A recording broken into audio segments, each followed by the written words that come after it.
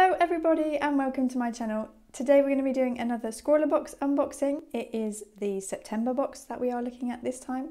I'm just hoping that this is not going to be too Inktober related because it has actually been delayed by a few days. So it's now the 2nd of October, so a little bit late to start Inktober, and I wasn't planning on doing Inktober this year anyway because I have been very busy with work and I'm also studying at the same time. But let's see what is in this month's box and get experimenting. Open this sellotape. Hopefully it won't be too hard to get into. So, yes, there we go. Oh, I recognise this. This is a Casey Golden piece. Oh, that's awesome. I love watching her on YouTube. And her famous little ants. They are really fun. So there's her information. If you don't follow her already, I'm pretty sure most of YouTube follows her. She's got over 1,000, I can't speak today, over 1 million subscribers I think already. That is awesome. Let's see what we have got here then.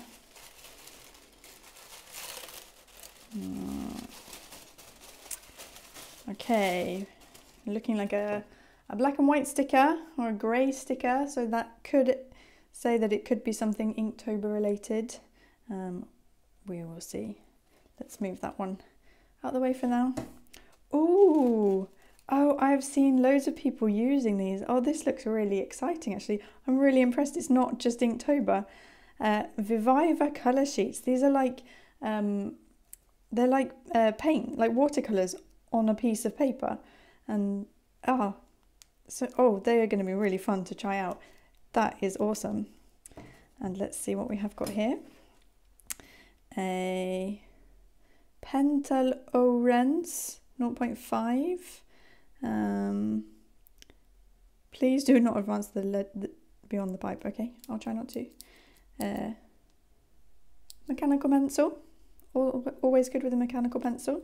Feels really light. It's really awesome. And then we have a Milan, a watercolor brush in 6. Looks like a really nice point on the end of that. Look at that. That looks like it's going to be really fun to use. Oh, I'm really liking this box. I was a bit worried about it, but I'm really loving it. And then a Winsor & Newton 0.8. I'm guessing this is like a fine liner or something. Oh, look at that chunky. That looks very chunky. A chunky nib there. That looks like it'll be really fun to have a go at. And I'm guessing it's black. No idea though. And then we have got a little postcard which we can fill in, which is the same as the art piece that we got in the box. So we can give that a colour. That'll be awesome. I'm not quite sure what kind of paper it's on, but it's got some sort of texture on it. Cool.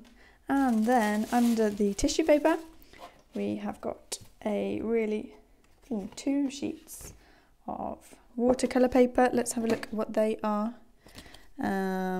Bockingford watercolour paper, and it feels like it's got a cold press texture. That is really awesome. 300 GSM. I've tried Bockingford's before. I think I've tried their hot press and I really like it, so this will be awesome to test out. Let's see what the challenge is for this month. And it is Feeling Buggy. That will be really good fun to try out.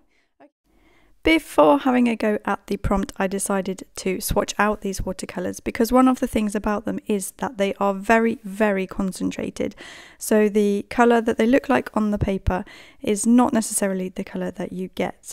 And they are so concentrated so that they can get them in these very flat pieces of paper really. So here I am, I'm just swatching them all out.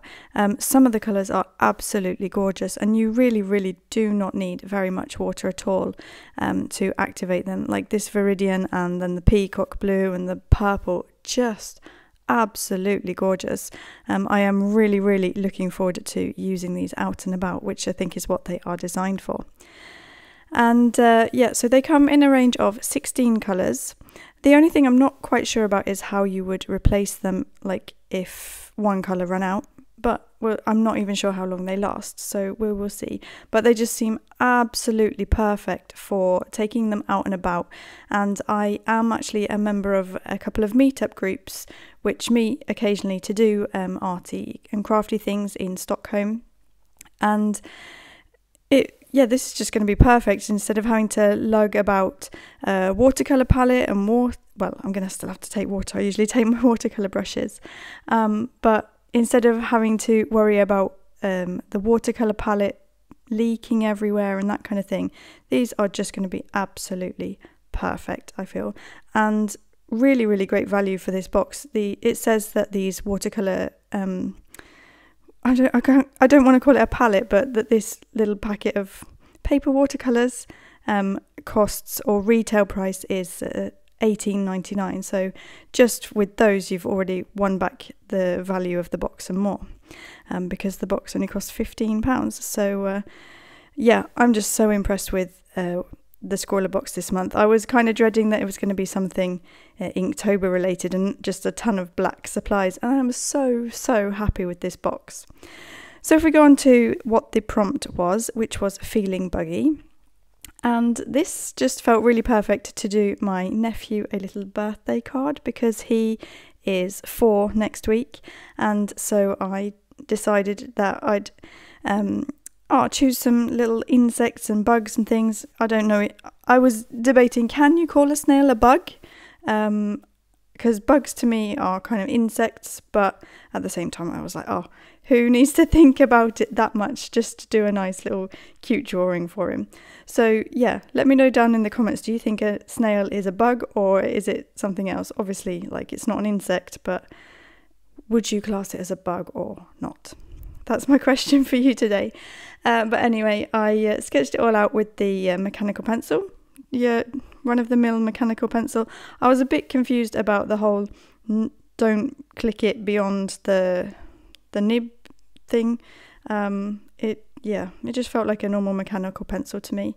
But this fine liner was really, really nice. I don't necessarily get on with fine liners that well. I'm not a massive fan of, say, like microns and stuff. I don't know what it is. I just don't find that I draw that well with fine liners. But this one was really, really nice, really smooth, and I really enjoyed using it. So I might be using this one a lot more. So again, another plus for Scrawlrbox this month.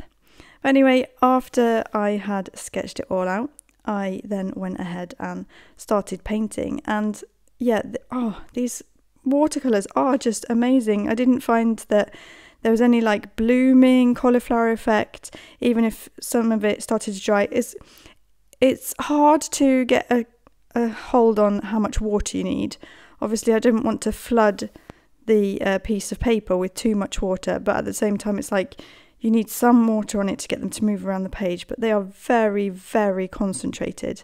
I'm also not like the world's best watercolorer either, so I haven't got that much skill in like blending lights and darks and how much water to add and that kind of thing. So I probably did go a bit over the top concentrated on these, but for a child's birthday card, like, the colours are so vibrant, and these were just really fun to use. So these are definitely going in my take them out and about kit to use when I go out and paint outside. What more can I say, really? I just really enjoyed doing this. As you can see, I kind of chose little random colours, purple mushrooms and pink mushrooms, and just tested as many of them out as I could, really. And I did a little bit of colour mixing as well. This packet comes with just a little fold out sheet at the back, which you can then blend the different colours on.